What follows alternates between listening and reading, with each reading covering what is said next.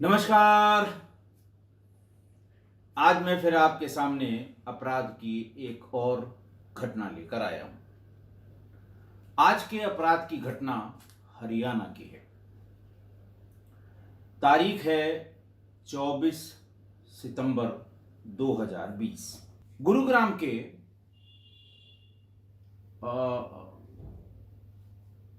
गुरुग्राम में रोहतक के थाना शिवाजी कॉलोनी में एक मोहल्ला है, कन्हेली रोड पर सेक्टर 36।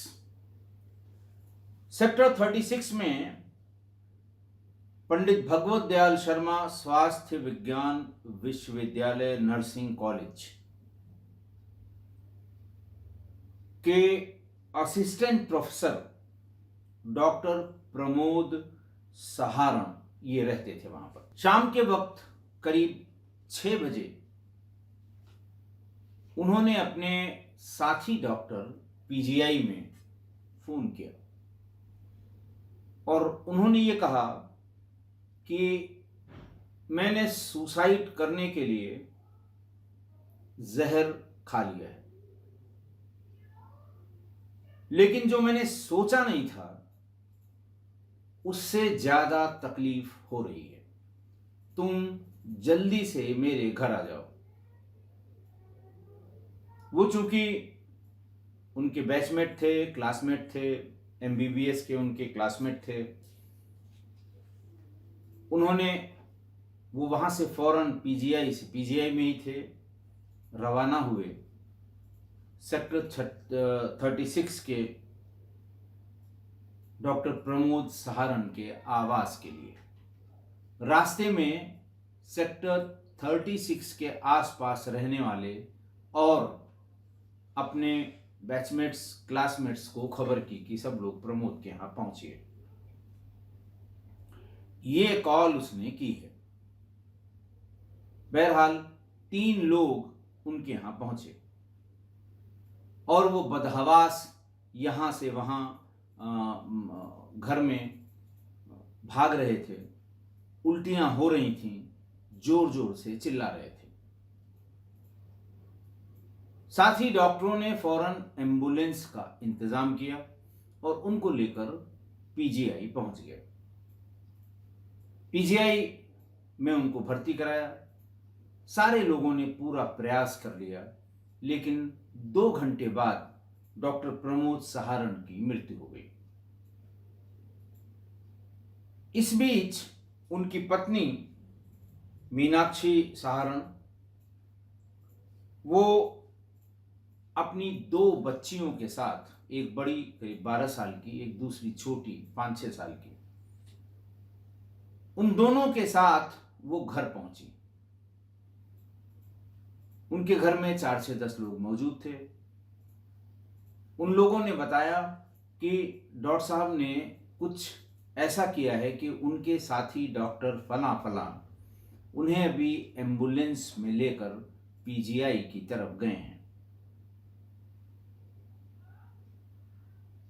डॉक्टर प्रमोद की पत्नी मीनाक्षी वो भी डॉक्टर प्रमोद के दोस्तों यारों को, जो उनके क्लासमेट्स थे, उनके जो बैचमेट्स थे, उनको जानती थी। उन्होंने फोन किया, क्या हुआ डॉक्टर साहब को पीजीआई आप लोग ले गए हैं, कोई दिक्कत है, कोई परेशानी है? उधर से उन्होंने कहा, भाभी जी आई एम सॉरी, अब हम उनको बचा नहीं सके। इतना सुनते ही मीनाक्षी अपने दोनों बच्चियों को अपनी स्कूटी पर बिठाकर वहां से निकलने लगे। ठीक पड़ोस के लोगों ने ये सोचा कि भाई लगता है इनको इनके पति के बारे में पता लग गया है, ये भाग रही हैं उनसे मिलने के लिए। तो लोगों ने शिष्टाचार में उनको रोकने की कोशिश की कि आप कहीं मत जाइए, डॉक्टर साहब लोग लेके आ रहे होंगे। लेकिन वो नहीं मानी और थोड़ा नाराजगी में स्टार्ट करके स्कूटर को वहां से चली गई। बहरहाल पीजीआई में जब उनकी मृत्यु हो गई तो पीजीआई के मॉर्चरी में उनके शव को रखा गया। पुलिस को इत्तला की गई, शिवाजी कॉलोनी की पुलिस को, रोहतक शिवाजी कॉलोनी से पुलिस आई शव का पंचायतनामा पंचनामा किया गया, उसको पोस्टमार्टम के लिए भेज दिया गया। सभी डॉक्टरों ने बताया कि सब डॉक्टर हैं, बहुत अच्छे डॉक्टर हैं, असिस्टेंट प्रोफेसर हैं, पंडित भगवत दयाल शर्मा स्वास्थ्य विज्ञान विश्वविद्यालय नर्सिंग कॉलेज में भले आदमी हैं। पता नहीं है ऐसा क्या हो गया, जरूर घर में कोई न कोई बात हुई होगी। पोस्टमार्टम के लिए भिजवा के थाने का स्टाफ उनके घर पर आया, सेक्टर 36 रोहतक में। घर पे तब तक पड़ोसियों की, आसपास के लोगों की काफी भीड़ इकट्ठा हो गई थी। वहां आकर उन्होंने पूछा कि घर में कोई व्यक्ति हो तो ताकि जानकारी हो जाए कि ऐसा क्या हुआ, क्यों डॉक्टर साहब ने ऐसा किया। पीजीआई में उनके साथी डॉक्टरों ने बताया कि बहुत सुलझे हुए, बहुत विचारवान और बहुत ही ब्राइट स्टूडेंट अपने ज़माने में रहे डॉक्टर साहब ने ऐसा कैसे कर लिया, ये समझ के परे है। पड़ोसियों ने बताया कि साहब घर में उनकी एक पत्नी और 2 बच्चियां हैं, और पत्नी अपने दोनों बच्चियों को लेकर स्कूटर से यहाँ से चली गई हैं। उनकी किसी से बात हुई, उसके बाद वो वहाँ से चली गई। बहुत कोशिश की लोगों ने रोकने की कि अभी क्यों जा रही हैं, आपकी घर पे ज़रूरत है, बच्चों को लेके वहाँ नहीं जाया जाता, बच्चों को छोड़ दीजिए। लोगों का ये अनुमान था कि वो पीजीआई अंतिम समय में अपने पति मतलब पति के अंतिम दर्शन के लिए परेशान होकर जा रही होंगी, लेकिन उन्होंने किसी की नहीं सुनी और वो वहां से निकल गई। पड़ोसियों ने मोबाइल पर कॉल करने की कोशिश की, मोबाइल स्विच ऑफ था। पुलिस ने भी मोबाइल पे कॉल करने की कोशिश की, स्विच ऑफ था। पुलिस ने फिर पीजीआई में जिन लोगों से बात करके आए थे पुलिस के अधिकारी, उन लोगों से बात की कि क्या वहां पर मीनाक्षी जी अपनी 2 बच्चियों के साथ पहुंची हैं। लोगों ने मना कर दिया, खासकर डॉक्टर साहब के जो साथ के लोग हैं, जो सबको अच्छी तरह पहचानते हैं, उन्होंने कहा नहीं साहब, यहाँ तो बिल्कुल नहीं है। पुलिस भी पशुपेश में पड़ी कि ऐसा क्या हो गया। फिर पुलिस तो बिटवीन द लाइंस रीड करने की कोशिश करती है कि लगता है पति पत्नी में कोई तनाव था, लगता है पति पत्नी के झगड़े की वजह से ऐसा हुआ। थाना प्रभारी शिवाजी कॉलोनी ने घर की स्थिति को समझा। घर में उन्होंने, चूंकि घर में उन्होंने कोई पदार्थ खाया था, तो उसको तलाश की कि हो सकता है कुछ लिख के गए हों, या अगर पति पत्नी में विवाद है तो पढ़ने लिखने वाले थे वो, हो सकता है कहीं कुछ लिख पढ़ के गए हों। मेज पर रखी हुई ढेर सारी मेडिकल की किताबों के बीच उनके हाथ के लिखे हुए पन्ने, उनकी छोटी सी डायरी, नोटपैड, पुलिस ने सब तलाश कर लिए, कहीं कुछ नहीं मिला। गाड़ी दरवाजे पर खड़ी थी। पुलिस ने बस यूं ही सोचा कि गाड़ी की चाबी वहीं जहां उनका ड्राइंग रूम था वहीं पर मेज पर रखी हुई थी। गाड़ी को खोल के पुलिस ने उसको तलाश करने की कोशिश की। पुलिस को एक सादा कागज जिसमें 4 लाइनें लिखी हुई थी ड्राइविंग सीट पर पड़ी हुई मिल गई। उस पे लिखा था कि मैं जिंदगी की भाग दौड़ से तंग आ गया हूं, भगवान ही मेरी मौत का जिम्मेदार है, किसी दूसरे को पुलिस कसूरवार न ठहराए। नीचे अपना नाम। पुलिस इस सुसाइड नोट को देख के फिर पछोपेश में पड़ गई। जैसा पत्नी बच्चों को लेके भाग गई घर से, आदमी ने सुसाइड किया, सुसाइड नोट भी छोड़ा और ये कहा कि इस यानी मेरी मौत का जिम्मेदार सिर्फ ऊपर वाला है, मैं भागदौड़ से, जिंदगी की भागदौड़ से आजिज आ गया हूं। बहरहाल पुलिस ने तलाश करना शुरू किया। रात करीबन 3:30 बजे डॉक्टर प्रमोद सहारण के एक रिश्तेदार उसकी बड़ी बच्ची को लेकर घर पर आ गए। बड़ी बच्ची बोल नहीं पा रही थी, समझ नहीं पा रही थी, क्या कहे उसकी समझ में नहीं आ रहा था।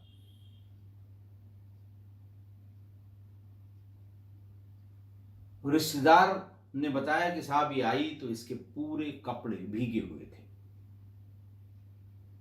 कुछ भी बताने में असमर्थ थी। बहुत मुश्किल से ये इतना बता पाई है कि मम्मी और दीदी मर गईं।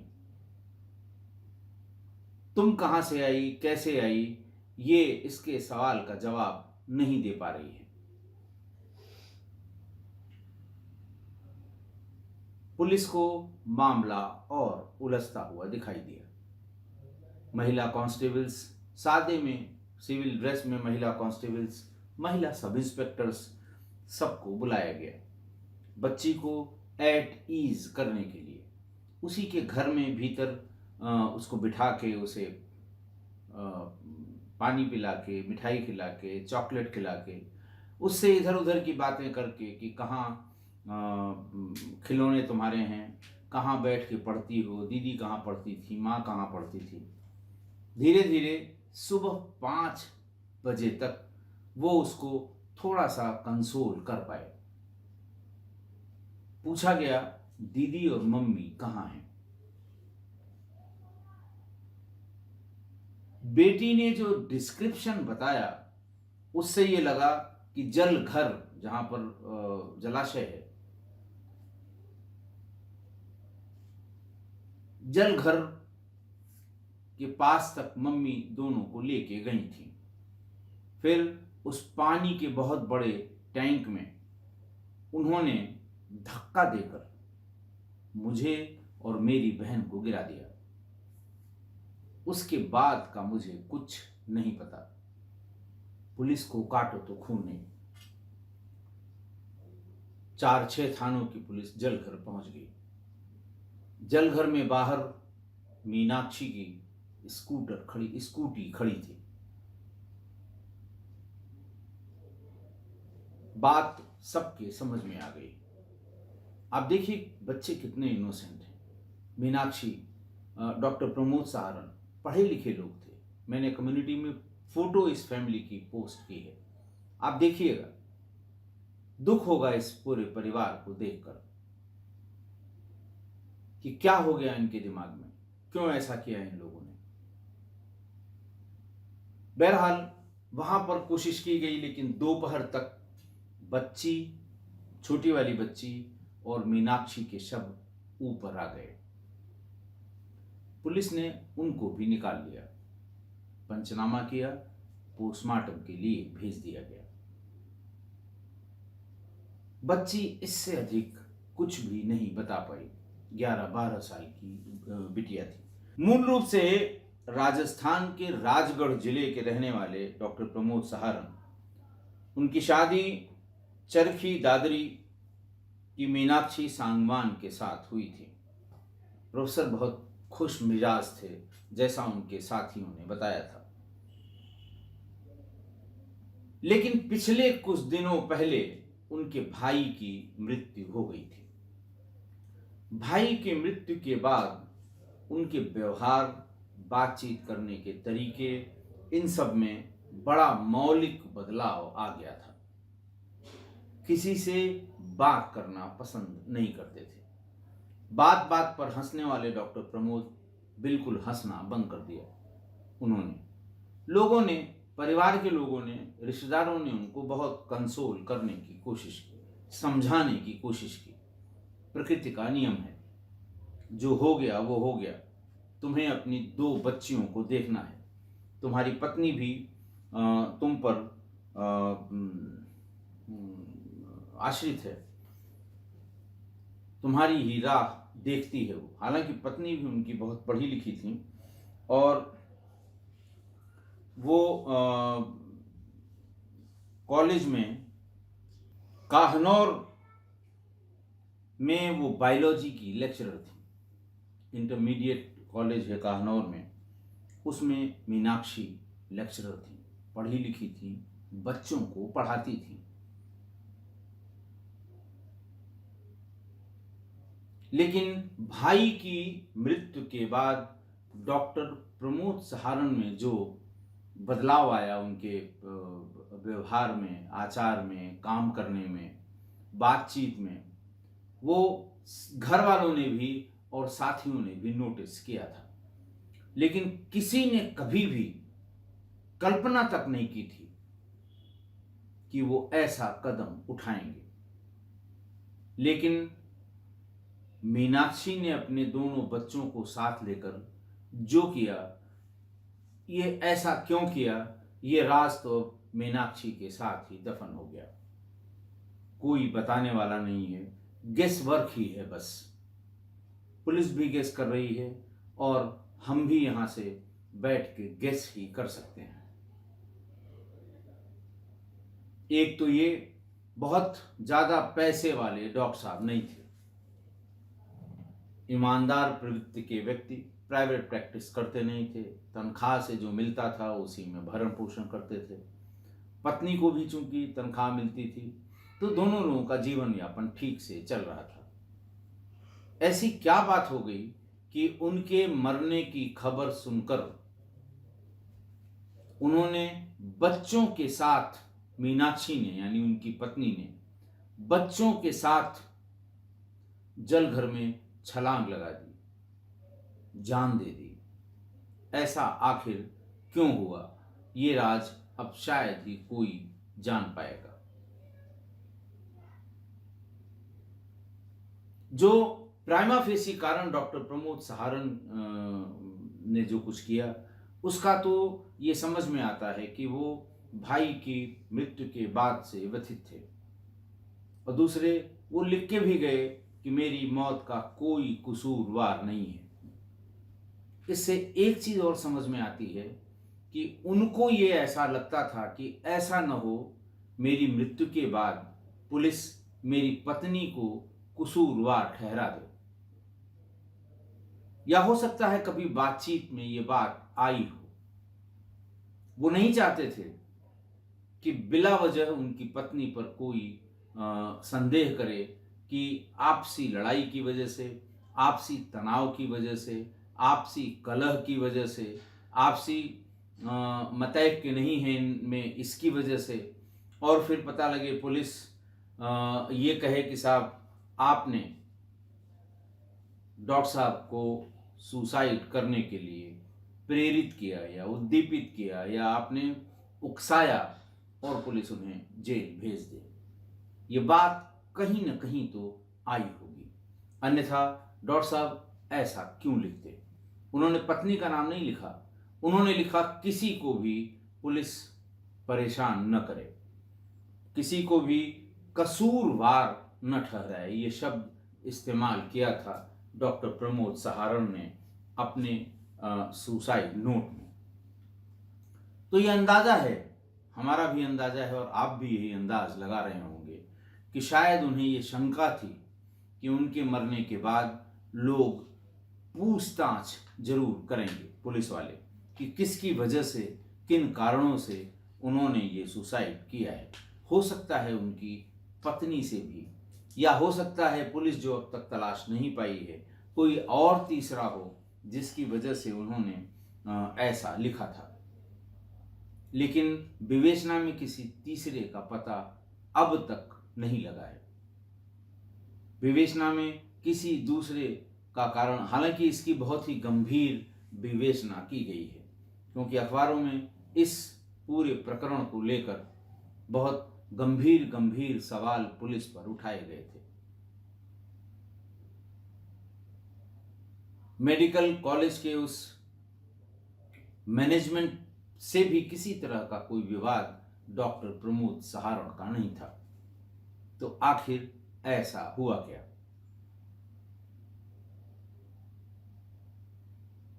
या तो वही पति पत्नी के बीच की कोई बात,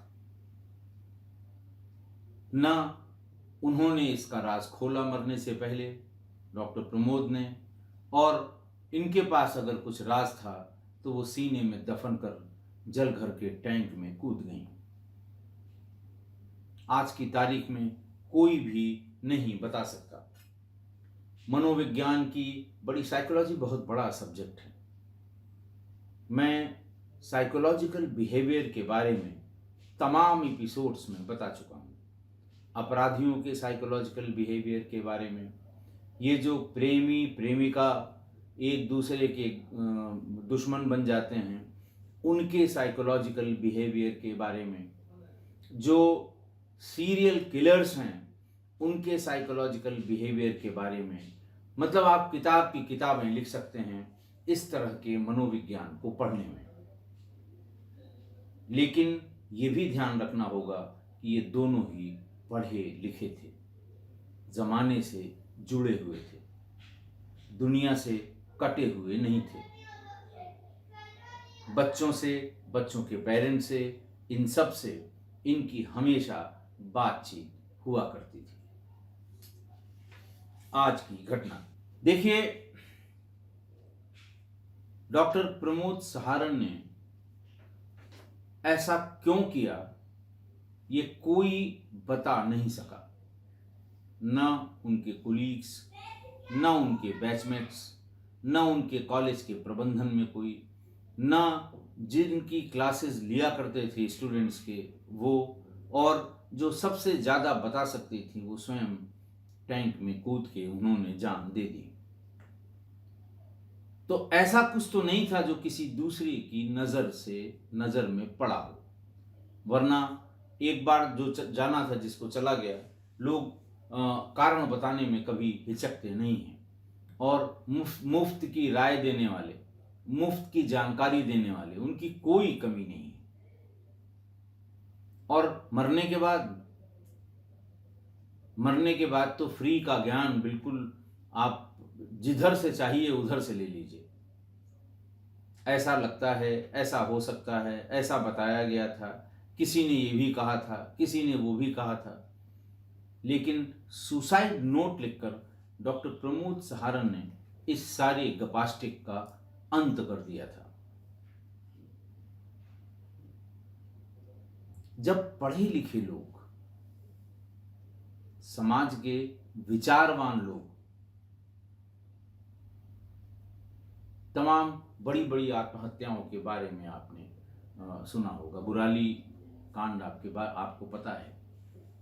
लेकिन वो जिसे वो कहते हैं ना कि कुछ तंत्र मंत्र, कुछ अंधविश्वास, कुछ भी कह लें उसको, दिमाग में चढ़ जाने के बाद ऐसा किया था। लेकिन ये दोनों तो पढ़े लिखे थे, दोनों टीचर थे, बड़ी अच्छी इनकी रेपुटेशन थी, तार्किक बातें करते थे, खुश मिजाज थे। उन्होंने ऐसा क्यों किया, और अगर ऐसा किया तो कारण क्यों नहीं पता लगे। आत्महत्या का मनोविज्ञान बहुत बड़ा है, भरा पड़ा है नेट। जिसको बहुत इंटरेस्ट है वो जरूर पढ़े, या जिसके अंदर भी सुसाइडल टेंडेंसीज आती हैं वो जरूर पढ़े। उसका क्रक्स मैंने भी पढ़ा। आज इस घटना को बताने से पहले मैंने भी कई लेख पढ़े। उसके सिर्फ 3 उससे बचने के लिए, उसको रोकने के लिए या इससे उबरने के लिए 3 चीजें बताई गई हैं। लगभग सभी में ये 3 चीजें कॉमन हैं। किसी ने 10 बताया है, किसी ने 15 बताया है, किसी ने 20 बताया है, किसी ने 2 ही बताया है। लेकिन अल्टीमेटली यही बताया गया है कि अगर आपके दिमाग में इस तरह की कोई बात चल रही है तो आप संवाद शुरू करिए। आप बातचीत शुरू करिए। अपने विचारों को, अपनी बात को, अपनी मनोदशा को, अपने भीतर उठ रहे इस तरह के सवाल को अपने व्यवहार में या बदलते हुए व्यवहार के कारण को अपने किसी दोस्त, परिवार वाला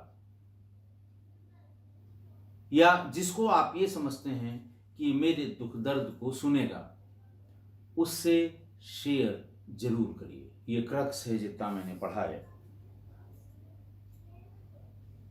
और उससे कभी मत बात करिए जिस कारण से आप अवसाद में आए हैं। हो सकता है वो आपका भाई हो सकता है वो आपकी पत्नी हो सकता है वो आपका बड़ा बेटा हो सकता है वो बहू हो। परिवार में ही इतने लोग हैं जिनके कारण आप धीरे धीरे धीरे तनाव में आ रहे हैं। एक तो मैंने बताया कि एक तरह का तनाव वो है जो स्ट्रेस है। स्ट्रेस मैनेजमेंट पे भी बहुत किताबें लिखी गई हैं। स्ट्रेस तो वो है जो आपको आगे बढ़ने के लिए या आपके प्रमोशन पाने के लिए आप 8 के बजाय 12 घंटे काम कर रहे हैं कि जल्दी प्रमोशन मिल जाए। कोई जोखिम भरा काम कर रहे हैं आप, या फिर आपको जैसे माउंट एवरेस्ट पर आपको पर्वतारोहण करना है। किस लिए? कि साहब माउंट एवरेस्ट के चोटी पर झंडा फहराने वाले लोगों की लिस्ट में मेरा भी नाम शामिल हो जाए। लेकिन वहां तक कैसे पहुंचेंगे, क्या क्या बीच में हो सकता है, क्या क्या पहले के लोगों के साथ हुआ है। तो वो एक स्ट्रेस है जिसको पॉजिटिव स्ट्रेस कहते हैं। इसे तो किसी से भी डिस्कस करने में कभी गुरेज नहीं करना चाहिए। दूसरा होता है वो ये तो स्ट्रेस होता है। दूसरा होता है डिस्ट्रेस। वो नेगेटिव स्ट्रेस है जिसको डिस्ट्रेस कहते हैं। ये आपको बीमार करता है, आपके अंदर बुरे ख्यालात ले आता है, आपके अंदर आपका शरीर इसका शिकार होने लगता है।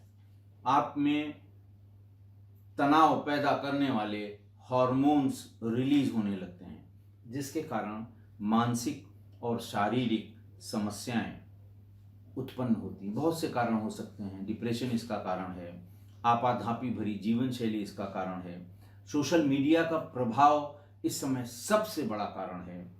तो कारण कोई भी हो सकते हैं इस डिस्ट्रेस के लिए, लेकिन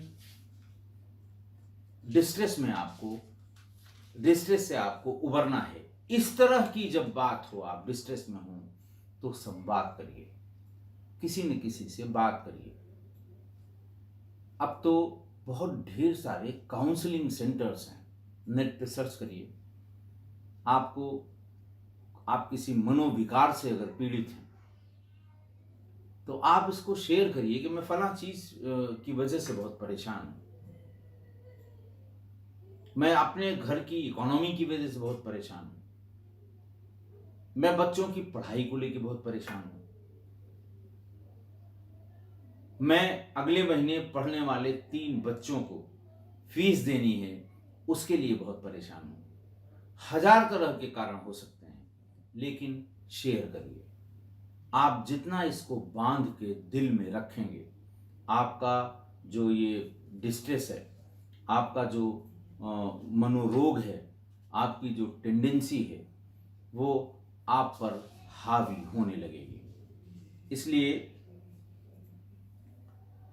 इस तरह की जब बात आपके मन में, देखिए आपके मन में क्या है ये आप ही जानते हैं, आप ही समझ सकते हैं, इसीलिए आप ही शेयर करिए। हालांकि अगर आप किसी क्लोज नेट फैमिली में रहते हैं, आपके परिवार में माताजी, पिताजी, आप, आपकी पत्नी, 2 बच्चे रहते हैं, 6-7 लोगों का छोटा परिवार है, तो अगर कोई भी इनमें से कोई भी डिस्ट्रेस में होगा तो उसके व्यवहार में परिवर्तन होने लगेगा। आप ये मान के चलिए कि ये एक तरह का बुखार है। जैसे बुखार में आप दवा भी देते हैं, पैरासीटामोल भी देते हैं, बहुत तेज हो तो सिर पे ठंडे पानी की पट्टी भी लगाते हैं, थर्मामीटर भी बार बार मुंह में लगा के उसको चेक करते हैं, तमाम उपाय करते हैं कि ये बुखार कम हो जाए, ये बुखार ख़त्म हो जाए। उसी तरह से फ्रस्ट्रेशन में रहने वाला व्यक्ति, उसी तरह से डिप्रेशन में रहने वाला व्यक्ति, उसको आप समझिए कि ये बीमार है, उसकी थेरेपी कैसे करेंगे, उसका इलाज कैसे होगा। सॉल्यूशन ओरिएंटेड थिंकिंग, चाहे उस आदमी को ऐसा करना पड़े जो इस अवसाद से ग्रसित हो रहा है, या उसके साथ रहने वाले किसी व्यक्तियों के समूह, परिवार को ये सॉल्यूशन ओरिएंटेड थिंकिंग करनी पड़ेगी। अगर आप किसी भी तरह के अवसाद में पड़ना ही नहीं चाहते हैं तो आप हमेशा संवाद बनाए रखिए, परिवार के लिए समय निकालिए। बहुत ज़्यादा आपाधापी की जिंदगी में रहने वाले लोग जो परिवार से अलग हो जाते हैं मानसिक तौर पर, वो भी इस तरह जो आज डॉक्टर प्रमोद ने किया, इस तरह की अवधारणा के शिकार होते जाते हैं। एक बात मैं और बता दूं, आप अखबार अगर पढ़ते हैं, लोकल अखबार, कोई दिन ऐसा नहीं है,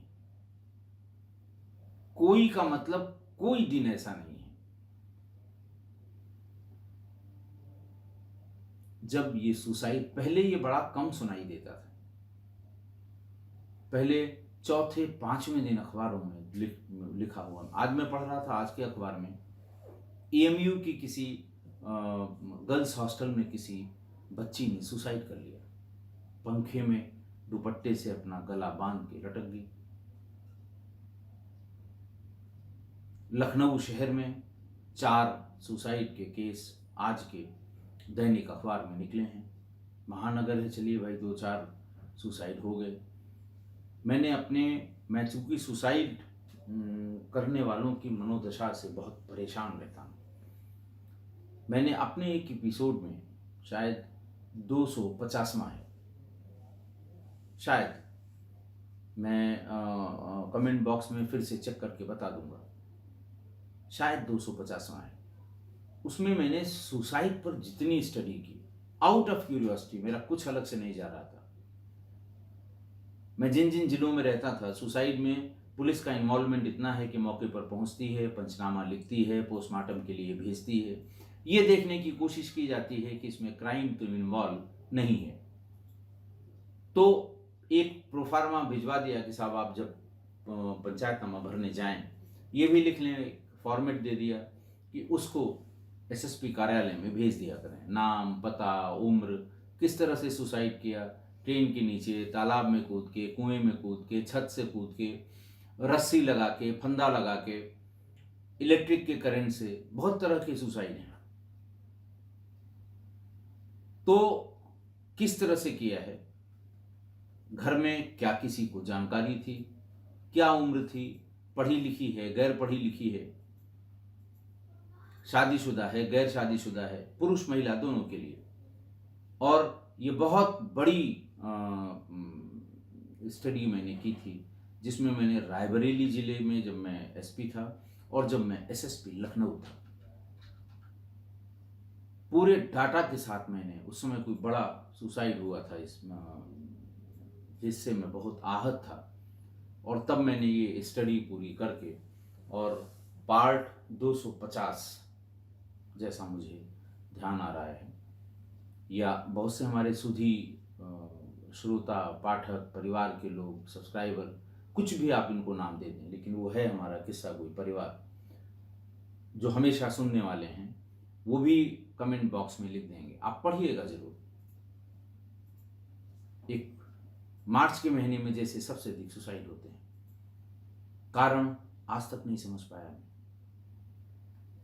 तो इस तरह की बातें, इस तरह की साइकोलॉजी होती है। लेकिन डॉक्टर प्रमोद ने ऐसा क्यों किया, ये अभी भी मेरी समझ के बाहर है। चलिए, प्रमोद ने किया, प्रमोद की पत्नी ने ऐसा क्यों किया? बच्चों को तो खैर जबरदस्ती उन्होंने फेंक दिया जलघर में, खुद क्यों ऐसा किया? और अपने परिवेश में जब जब ऐसा हो, आप भी कोशिश करिए ये जानने की कि मनोदशा में क्या क्या चेंजेस आए होंगे सुसाइड करने के पहले। इसलिए इस साइकोलॉजी को पढ़ना इसलिए ज़रूरी है कि अगर हमारे आपके बीच में किसी लड़के लड़की या किसी व्यक्ति में व्यवहार में ऐसा कोई परिवर्तन नोटिस किया जाए जिससे हम ये अंदाज लगा सकें ये कभी भी ऐसा कुछ कर सकता है या कर सकती है, तो हम कोशिश करें कि ये रोक लिया जाए। आशा है आप मेरी इस बात से सहमत होंगे। आज के लिए इतना ही। बहुत बहुत धन्यवाद।